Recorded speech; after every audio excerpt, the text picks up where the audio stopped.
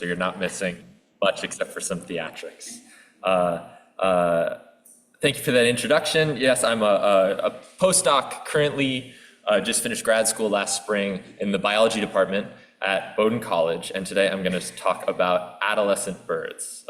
I'm an ornithologist, so my work covers a lot of different topics. Happy to talk afterwards about avian influenza. Some of my work with seabirds is focused on avian influenza. There's a bit of some rabble-rousing going on about seabird conservation in the Gulf of Maine. I think about gull conservation in a lot of my work.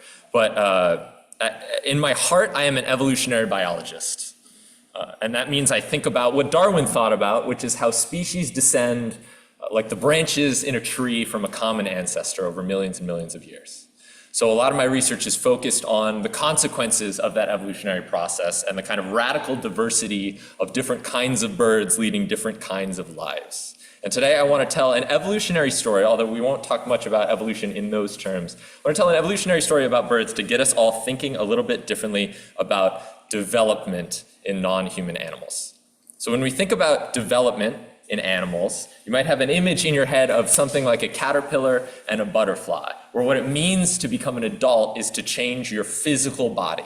A caterpillar is a baby, it looks like a caterpillar, it doesn't breed, it grows up, and growing up means changing its physical body to become a butterfly. Suddenly it's a reproductive adult.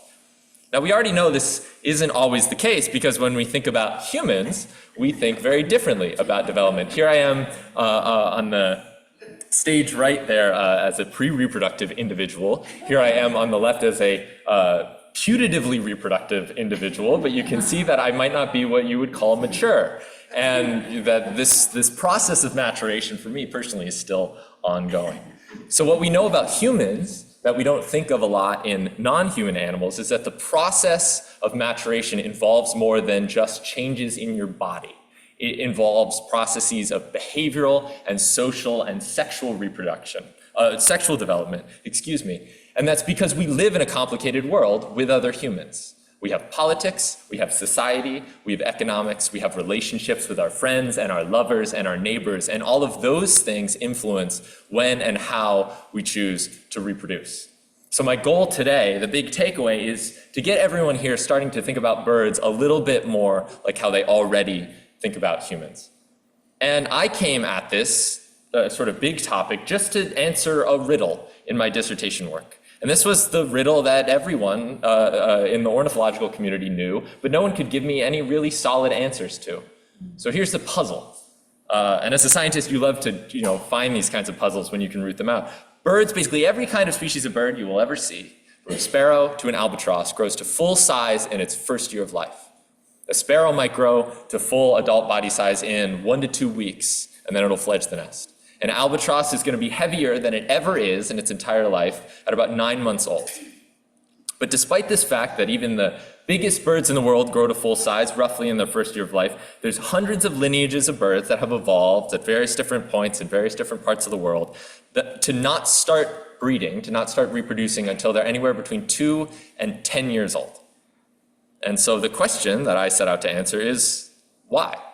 Why do you have organisms that are physically capable of reproduction? Why do you have a process of evolution that the currency of which is producing young, right? If you imagine a really good animal, what makes that animal good is being able to pump out a bunch of babies. So why do you have a little bird capable of reproducing but not reproducing? And to answer this question, I'm going to tell just 2 stories from this big evolutionary context. The first one is about colony nesting seabirds. Here's one of my beloved study species, the American herring gull. And then we're going to talk a little bit about another group of birds that I study, manakins. These are tropical dancing birds, sort of like birds of paradise, if you're familiar with those, but the manakins we have in Central and South America. So we're going to start with our story about herring gulls here. A herring gull takes about 4 to 5 years before it starts to reproduce. So all the way on one end, you see that really shabby individual. That's a bird that's about 12 months old. You can see it's got a very particular brown plumage. You can see in the background a definitive adult breeding bird. And you can see that those birds are roughly the same size. The plumage looks a little bit different, but this is a fully grown bird. I'm going to call that really shabby brown bird, I'm going to call those juveniles. All the way on the other end, you have a definitive adult breeding bird. This bird is at least 4 to 5 years old. This is the kind of bird, if you, go to a nest, this will be the bird sitting on the nest. And in the middle, we have what I'm going to call an adolescent bird. These birds you can pick out once you get a little bit of practice. It seems tricky at first, but you'll see 2 stripes of brown in the wings. You'll see that the wingtips lack that sort of those bright white mirrors, they're called. So this is an adolescent bird. This bird's probably around 36 months old. And so birds won't start breeding until they're in that definitive adult breeding plumage, so it takes them 4 to 5 years to reproduce. And if you go through the literature, people who've studied seabirds for a long, long time, they had an answer when I first dipped into this question. Why does it take a herring gull so long? Why does it take it 4 to 5 years to start reproducing, despite the fact that that young bird all the way on the other end, 12 months old, is fully grown? What is it waiting for those next 3 or so years? The answer in the literature had to do with foraging development. It is hard to find food when you're a gull.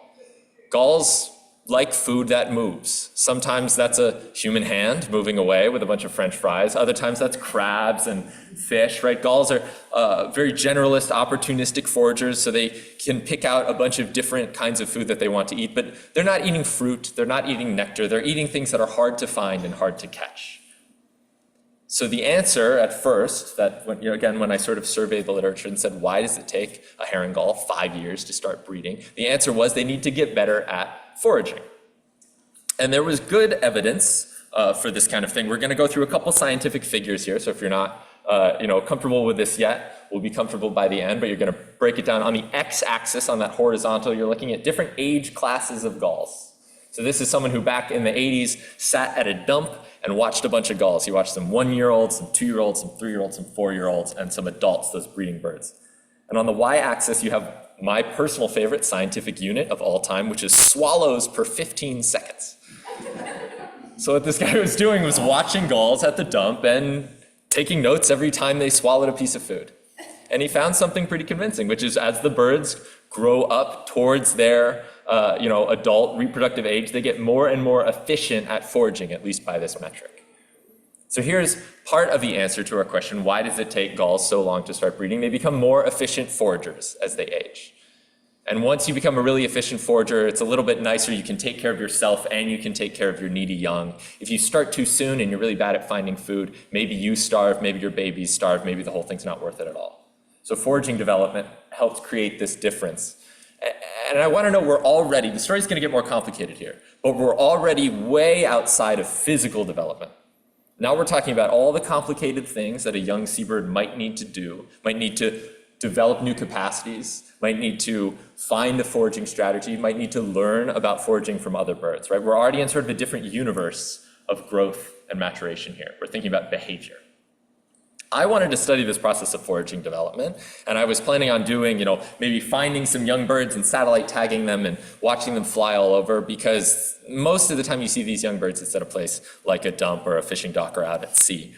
But I also wanted to do my due diligence and go to a breeding colony to learn just about gulls nesting. It's good when you're studying a particular species, you want to know sort of about its whole life history, the whole natural history. So doing due diligence, I went to my favorite place in the world.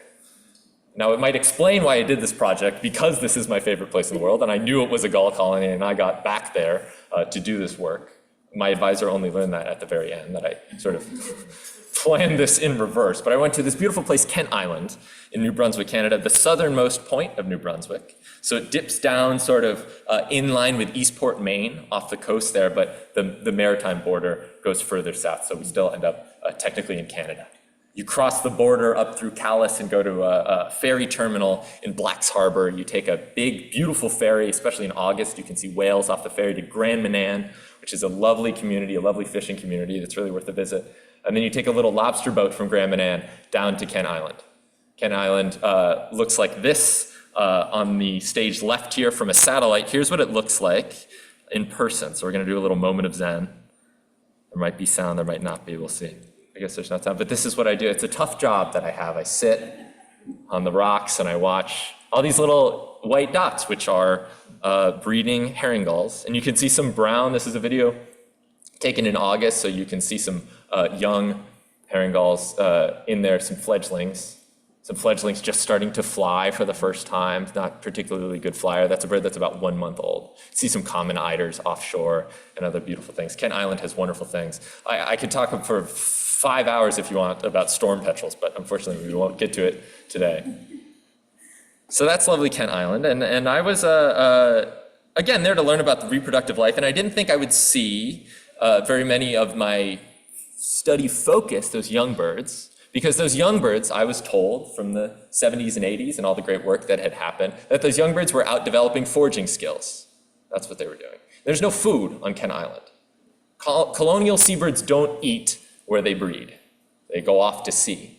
They might go off into the intertidal, just a mile or so.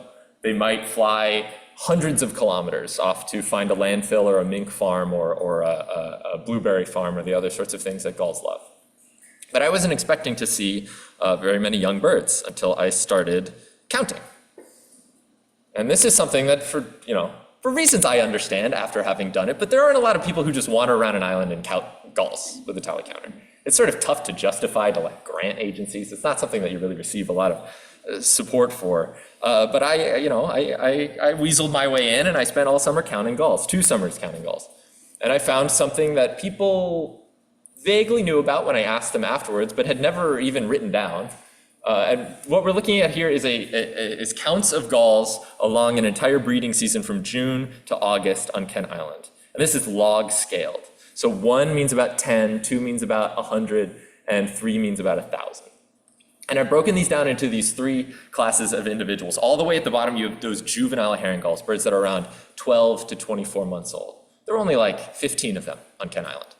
And if you go all the way up top, you have thousands of those definitive breeding birds. Those are the birds that are supposed to be there. Those are the birds that have nests and are raising young.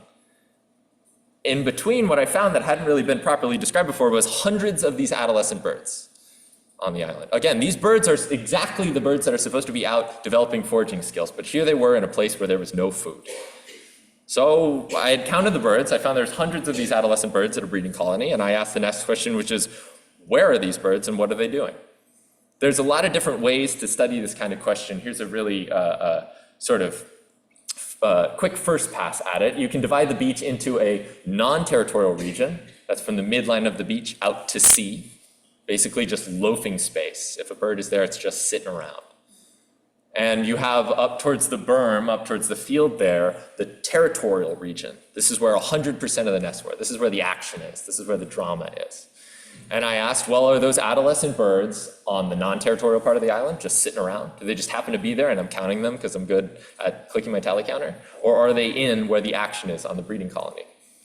And what I found you can see in this little graph inset there is that the youngest birds, those juvenile birds, were in the non-territorial area. They were just sort of around by mistake. They were sitting out at rocks. Sometimes they were way offshore even swimming around, and I counted them just because I count whatever I see. And then the oldest breeding birds were doing what they were supposed to be doing, which is sitting on nests. And those adolescent birds were about 50-50, right in between. So this means that hundreds of adolescent birds that were spending a pretty large proportion of their day not just sitting around the island. They didn't just happen to be there. They were in the mix. They were in the territorial region of the island. And this is kind of surprising because this is a tough place to be. Here's some footage from CBC, which did a couple great stories about Kent Island. This is what life is like in the territorial area of a breeding colony. Here we have a bird defending. You can see the little speckled head of the chick pop up at the very end if you're watching closely. The bird that kind of backs away and then does this beautiful trumpet call. There's no sound on this video. You can see it's defending that little chick there. And another bird just got a little bit too close. So this is the kind of action that happens at the territorial area. There's risks to being here. I've seen birds get beat to death. This is not somewhere that you just want to stand because you're chilling. There's plenty of space on the beach or out in the water to stand. So the question that I then had was, well, maybe these are birds that are coming back. They're good at foraging, but they're young and they can't find a territory. So the island is full and they're running out of space, so they end up just getting into fights. But it's only because all the space is taken up. They're just looking for a spot to breed and they can't find one because older birds got there first maybe. There's a couple problems with this explanation. The first is that back in the day, Kent Island hosted about 30,000 breeding herring gulls. The years I was out there, it hosted about 3,000. So the island could fit about 10 times more birds. Again, we can talk about gull conservation if people are interested in that after. And I can even ask, within the years I was there, I could kind of ask this question about density, because way up north, there's almost no birds. There's a bunch of empty beach. They just don't seem to really like it. There's a lot of weird things going on with the tide and with the vegetation, and the gulls don't really like it. Way down south is sort of downtown. It's where the big gull city is on Kent Island. So really high density down south. And in between, it's kind of medium density. So what you would expect is if these young birds were just looking for a place to land and start breeding to find that territory, then you would find them up in the low density areas. They've been bullied out of everywhere else, so they'd be up top. That's not at all what we actually see from the data. So what we see is that there's roughly the same proportion of birds, of young birds, those adolescents, furthest north on the island, where there's very few other breeding adults around and lots of space for territories.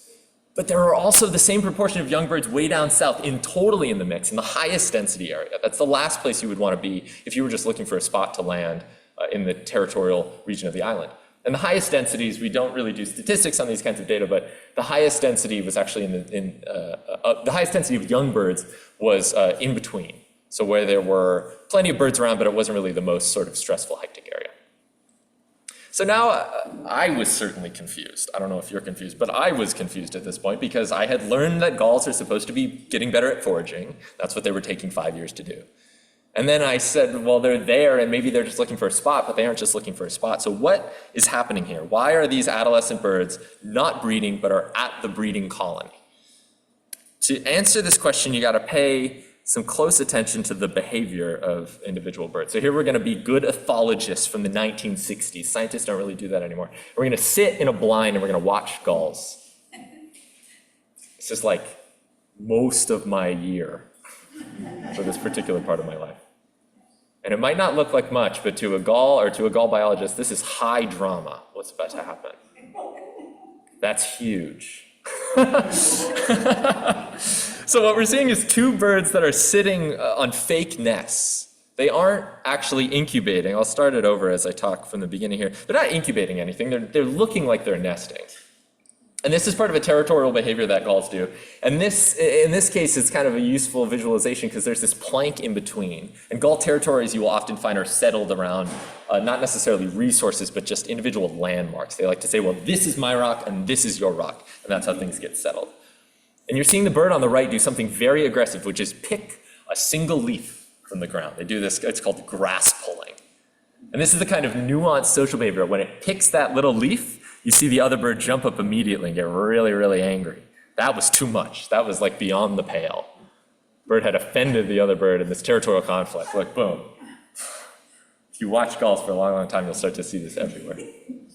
And this isn't me just making this stuff up. There's plenty of research on this back again from the 50s and 60s. Nico Tinbergen won a Nobel Prize for all sorts of things in behavioral ecology and all these sorts of scientific disciplines. And in reality, as a young boy and later in his career, he was a gull biologist. He was obsessed with herring gulls. And he described all this nuanced social behavior that a gull needs to do to reproduce. Here's a choking display. So this is a courtship and a conflict display that gulls will do. Like you saw the grass pulling in the previous slide, choking displays, all these sorts of behaviors that you need to do to find a mate, to settle a territory, to build the nest in that territory, to defend it symbolically without getting into physical fights with other birds. These are all the sorts of things that you need to be able to do as a young herring gull breeding. And the only way to discover these things is to show up on an island and attempt to breed. The only way to learn about what life is like at a colony is to visit a colony. Because even if you can physically, with your little bird body, reach down and pull on a piece of grass, even if that's an innate thing that you don't need to learn from another bird, you don't know what's going to happen when you do that around another bird. And that's what's important for gulls. So these birds don't need to learn in the sense that they don't need to watch other birds and copy their behavior, but they need to undergo a process of kind of social discovery. What is it like to get into fights with other birds?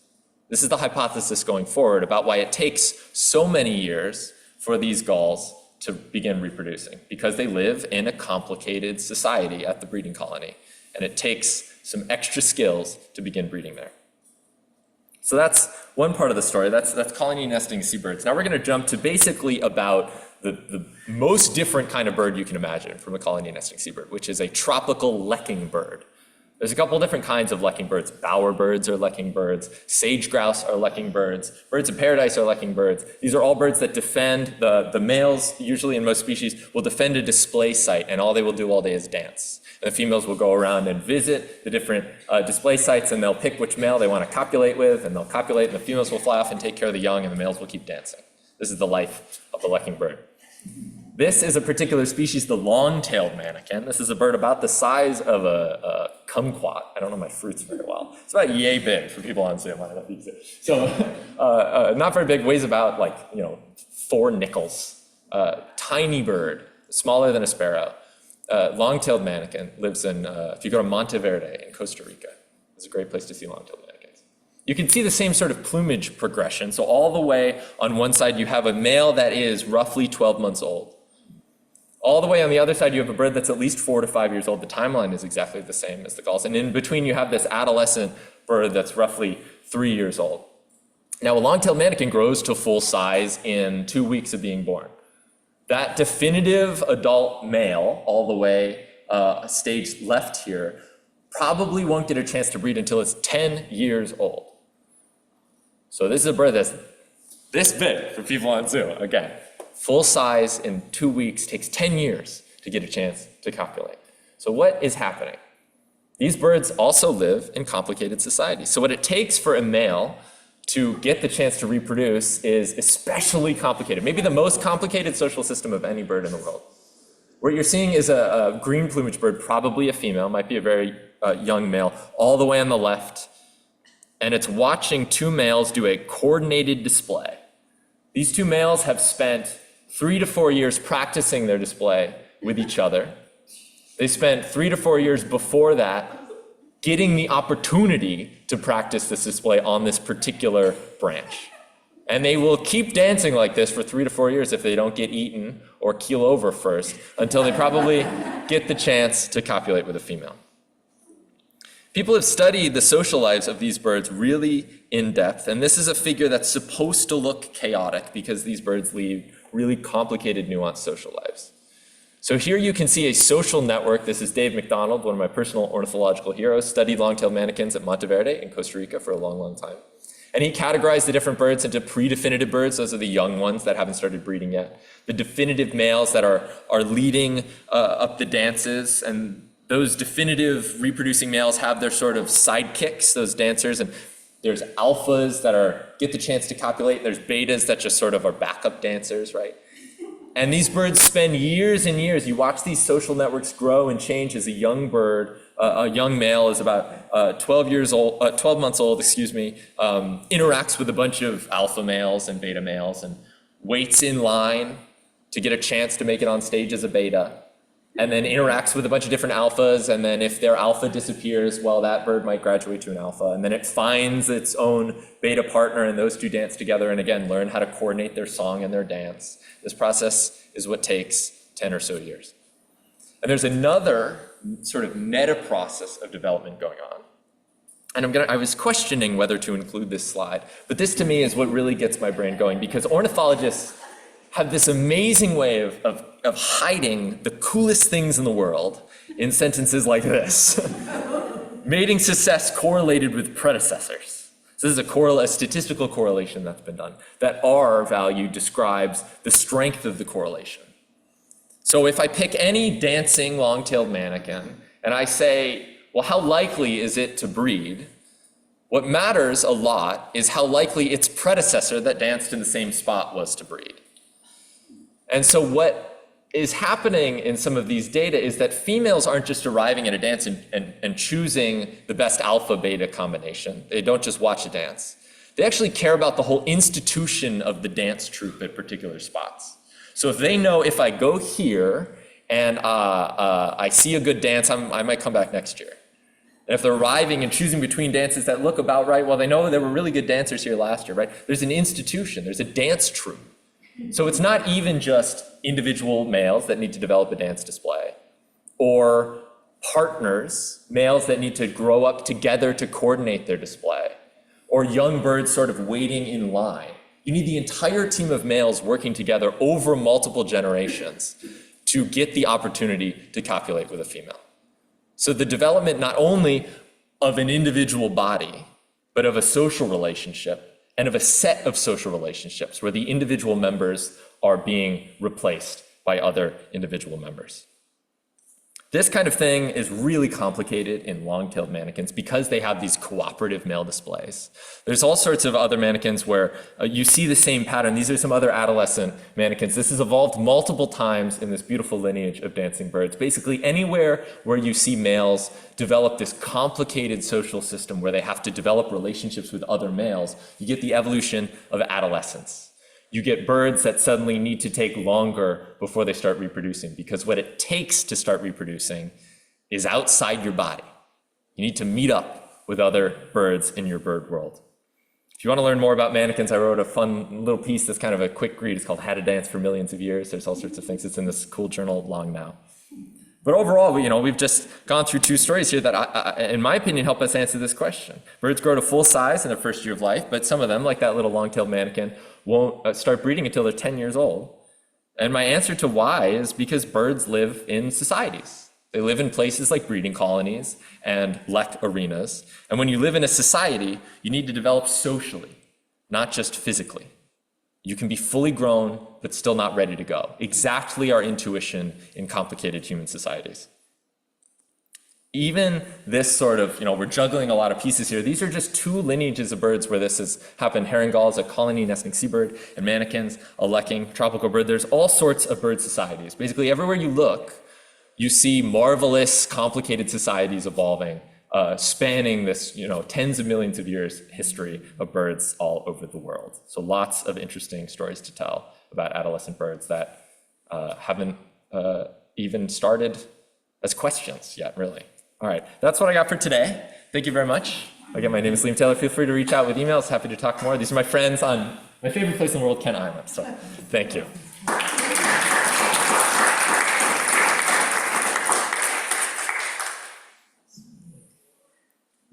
Yeah, and I'm happy to call on questions here, and then maybe we'll check the Zoom after. Yes, I think I saw this hand first. My question is, how do you relate sexual selection to the entire process of socialization? That last example that you gave of the mannequins, yes. It's just amazing that the female is taking in its entire system. Yeah.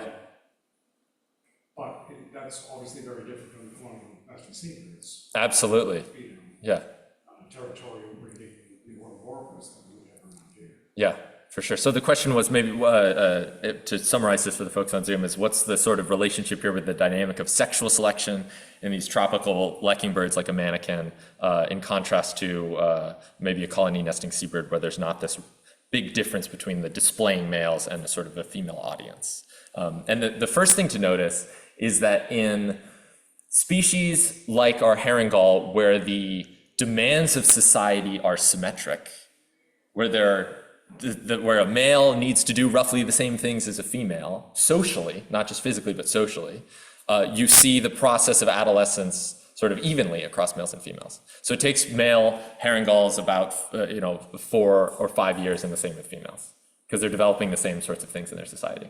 If you jump to any of these lekking lineages, manakins, birds of paradise, sage grouse, woodcock even, there's a little bit of a difference there. You see that the social demands are on usually the displaying males, not on the female audiences. So a female long-tailed manakin probably starts breeding at around 12 to 24 months old. Basically the first breeding season after it is hatched. And this is, again, that the female is the one who's going to do all those sort of intensive biological processes, finding food, supporting young. The male has nothing to do with that. But you see that 10-year delay, that adolescent period, in the males. And so that's sort of another clue that, if we think of this as a hypothesis, that what birds are waiting for before they start breeding is a function of their social complexity. In the case of these lekking manakins and bowerbirds in all these cases, we can identify a kind of social complexity that falls on the males but not on the females. And we see adolescence evolve sort of in line with that. That answers your question. The last point that I think is really interesting in sexual selection is there's a cost to all this. in the sense that if you were a male and you could choose to breed when you were 2 rather than 10, that should evolve right away. But what we always need to keep in mind, my advisor wrote an excellent book, not to like, just hog my advisor stuff, but it's called The Evolution of Beauty. And this is my grad school advisor. And the one real lesson from that work is that if the females in these systems evolve a preference, the males have to play with that preference. So it's in these systems like a mannequin, that long-tailed mannequin that's taking 10 years is taking 10 years because the females have a preference for males that dance together. And the male can't coerce the female. So its only line to reproduction is to do this marvelous, complicated social thing. So that's a big difference in the sort of Lecking lineages where sexual selection is really at work. I hope that answers your question. Much more to say. I saw some other hands, I think over here, yeah. You answered my question. Oh, awesome, good. The difference between the female and the male. Yeah. And the female would be ready to reproduce at an earlier age. Yes. But, so she's mating with males that are quite a bit older. Yes, that's correct, yeah, yeah. Does that make sense? Biologically speaking, I mean, how many what's the population of males to females? There's very few breeding males, but there's an equal number of birds are born in these species, sort of male and female, if you will. And it makes sense from the view that if the females have a preference that has evolved for all sorts of different reasons for cooperative male displays, then the only way they're going to find that display is in birds that have had the time to develop those social relationships. So it might be that sort of the logic of whether that's like good in terms of the quality of the egg or the quality of the young doesn't necessarily apply in this case, because what's driving this system in the mannequins at least is this like aesthetic preference, if you will. But the males probably get to mate with more than one female. Yeah, it seems especially that there'll be like really successful males in all these kinds of systems, and then males that basically never breed at all. Bad dancers. Yes, bad dancers. And the sad part is, well, I don't know if it's sad, but there's males that can be good dancers but aren't good at being friends. And so in this system, it's like not enough just to be like super strong. You got to like find a partner and navigate this hierarchy and all these sorts of complicated things. So yeah. Yes, in the back here. So, I mean, how long do these birds live? I mean, if you're waiting 10, 12 years to reproduce, I mean, how much longer do you have in your lifetime? Absolutely. So the question was, how long do these birds live in the context of, thinking about them delaying reproduction for so long. The average, the modal age, the most likely age of first reproduction for a long-tailed mannequin is never for male, right? Vast majority of them will die before they ever reach that. And again, on the one hand, there's this part of me that wants to say like, that's a badly designed system, or there must be some reason for that to like pay off in the end, that the females then can only choose the males who can survive. That's an answer that some people go for, but if I sort of just step back, in the lessons I learn when I think about myself, I think about humans, think about what I know about social behavior, it might just be a consequence of them living in these societies. So there's like advantages for a herring gull, for example, to live in a colony rather than nesting alone, protects from predators, for example. And then it's just a consequence, in some sense, of living in a colony that you need to learn or develop the social skills to live in a colony. So it might not be that like the delay in reproduction, this adolescent period, is itself sort of a good or a bad idea. How I'm starting to think about it is just as a part of evolutionary history. Lineages of seabirds that live in colonies have to develop these skills, so they have to delay reproduction. Yes, I saw the same before. Some of my questions were already answered. Cool. But, so the females, do they stop? How many? I can't think of what the term is. How many babies? Yeah. do they have in a year?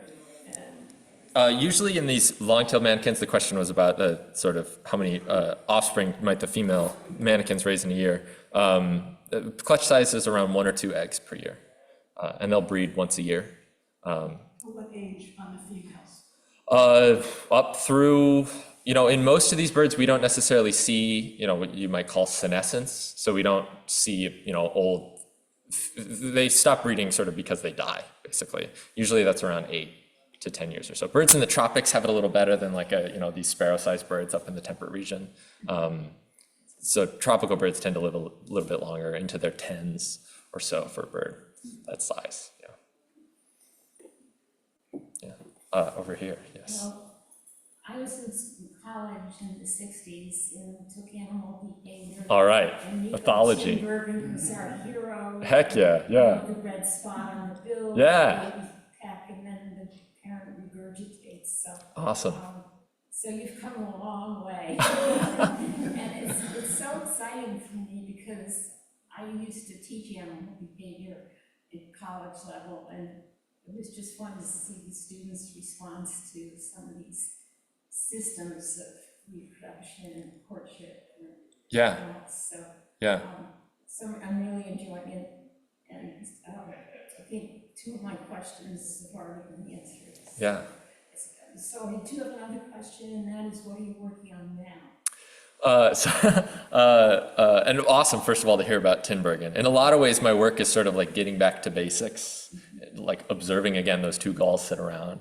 That's not the flashiest topic. You might not hear about it in like the New York Times science section, but it's made some questions that are really complicated sort of much easier to answer when you just start spending time watching birds again. So the goal is to get back to folks like Nico Tinbergen in the 60s, who might not have had like satellite tags and genetic data and all these things, but they were careful observers of the natural world. So exciting stuff to do. What I'm working on for my sort of main postdoc project at Bowdoin is with these storm petrels that also nest on Kent Island.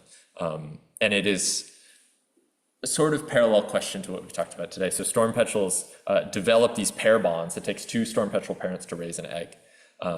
And a lot of the questions that have been asked about that is, well, why, you know, would 2 birds breed together rather than doing something like the mannequins or, you know, maybe swapping partners all the time? But storm petrels, when you look sort of evolutionary scale, have been breeding in these obligate pair bonds, have been building these sort of parental relationships for 10 million years. So my question is sort of, what's the consequence of having to breed in a pair? And the things I'm looking at specifically are, you know, these birds have to build a sort of custody schedule. They fly 400 kilometers out to sea to find food while their partner is sitting on the egg. I'm interested in this kind of stuff because my parents got divorced when I was 13. So this is motivating my current work. And so thinking about how they build those schedules, what strategies are good for switching back and forth, what happens, you know, as the Gulf of Maine environment sort of degrades, how are they going to be able to keep up with this complicated pair process? So a lot of like math modeling, but also a lot of like sticking my arm into holes on Kent Island and pulling out storm petrels. So a good balance for me. Yeah. Yeah. And I was wondering, yes. If you answered this question already, I missed it, but you're talking about the age of the males typically. Mm-hmm. What is there something comparable for the females? You know, on the mannequins, for example, if the male is 10 to 12 years, is there an age threshold for the females? Yeah, so I think about, you know, usually the record lifespan for these sorts of mannequins is maybe like 16 years, but roughly the males and females. I'm sorry, I didn't mean lifespan, but rather when they could breed. Oh yeah, the females start breeding basically their first season after hatch. So around 12 months old, maybe 24 months. Some of them will skip that first year. There's complicated reasons, but yeah, the females. And again, that's sort of interesting because those are the ones that we think of as doing sort of the classically hard thing, which is taking care of babies. You know, in biology, that's the tough challenge. But they are able to find fruit. These are frugivorous birds, so it's not so hard. Not like a gull. You know, fruit wants to be eaten in most cases. So they get going right away and take care of the babies on their own. And it's the males who build these like coalitions that have that long delay. Yeah. Is there a correlation between these very advanced social skills, such as, for example, the mannequins, and the lack of other physiological demands on that type of species? Say, you know, would birds that size that migrate long distances, say our neotropical migrants that come up, Mm-hmm. I don't know of any sorts of social developments that these mannequins display Yeah. in those species. So is there kind of like a trade-off in terms of just sheer energy or? Yeah, so the question is, is there a trade-off with the energetic demands or the sort of other lifestyle demands of some of these birds and the evolution of these complicated social systems and things like the lekking manakin? And we see lekking evolve in a couple very different kinds of lineages. David Snow, who was an excellent mannequin biologist back in the 80s and 90s, had his hypothesis, which hasn't fully been tested, but I'd buy it for now, is that frugivory and nectivory, so eating fruit and eating nectar, leads to the evolution of lekking, because it means that a female can really easily find food and support young on its own. So in these systems where females don't require the males, like the storm petrels we were just talking about, one parent can do it alone, suddenly you free up all these axes of choice. So the females can say, well, I know I can breed because I can find fruit everywhere. There's fruit right over there, so I don't need a partner who can find fruit. So what do I want from a partner? And in these lineages, what you see is these elaborate offshoot sort of aesthetic displays. And this happens, bowerbirds are frugivorous.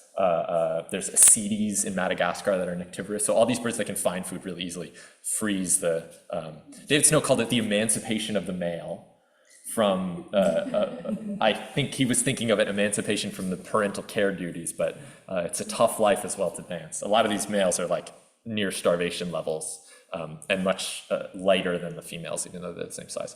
The other lineages where you see this evolving is birds with precocial young, so things like the sage grouse and some bustards, so where it's easy for the young to take care of themselves when after they hatch, even though these are birds that are maybe omnivorous or eat some insects or need to find seeds and stuff like this.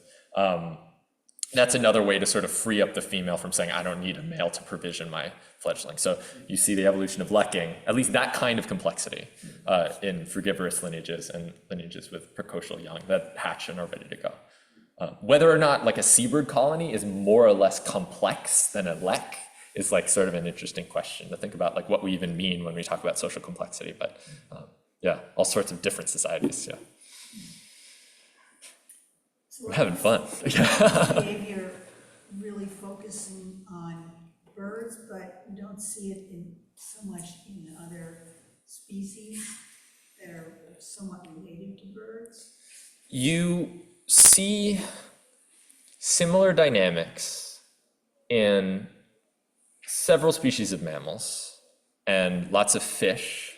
In some fish, you see sort of the evolution of adolescence in a different way. Which is that fish, a lot of them have sex transitions in the middle of their life. So you'll see not necessarily delayed reproduction, but at a certain age, a fish will transition from female to male in the context of the other males that are around, for example. So you have, again, like a fish social system and then a process of maturation. There it's less about, not having eggs at all and more about like what manner in which you're attempting to reproduce. So there's all sorts of complexity. Birds, you see a lot of social complexity just because the sexual relationships are a little more complicated, because birds, I don't mean to shock everyone, but most birds, like a manakin, they don't have a penis. And so this means that a male manakin can't coerce a female that doesn't want to mate. So you see all this sort of sexual selection and all this sort of dancing diversity and things like this in birds that you don't necessarily see in other vertebrates. And that has to do basically with the evolution of like choice. Kind of interesting. Yes, yeah. But broadly speaking, the idea that these like life histories are influenced by social behavior is, I'm starting to see it more and more as sort of a universal thing. In mice, whether it takes 20 days or 30 days really depends on, for female mouse to start breeding, depends on the presence of males. So that's the same sort of dynamic, but playing out over like days rather than decades. It's a long answer, sorry. I'm very fond of turtles, and I found a Blanding's turtle one time, and I looked it up and started reading about it, and it takes about at least 11 years before they breed at all. Wow, all right. And, Blanding's turtle. yeah, so I'm Gotta Google thinking reptiles, birds, Yeah. evolutionarily, they're not that far apart. Yeah, So I'm just wondering if having feathers has something to do with yeah. the ability to fly and create a more complex mating ritual than things that are just walking around with a shell. Absolutely, yeah. I have no idea what turtles are up to. Sometimes you find fun things, but yeah. And in some cases there are birds that delay reproduction because it's really hard to find food. And they don't have very complicated social lives, but it'll take them like a year or two. Something like 11 years, I would say, I would be surprised if it was only because that turtle was like having trouble finding whatever it is turtle eats. I don't know what turtles eat. I'm a PhD in biology, but I don't know about turtles. Thank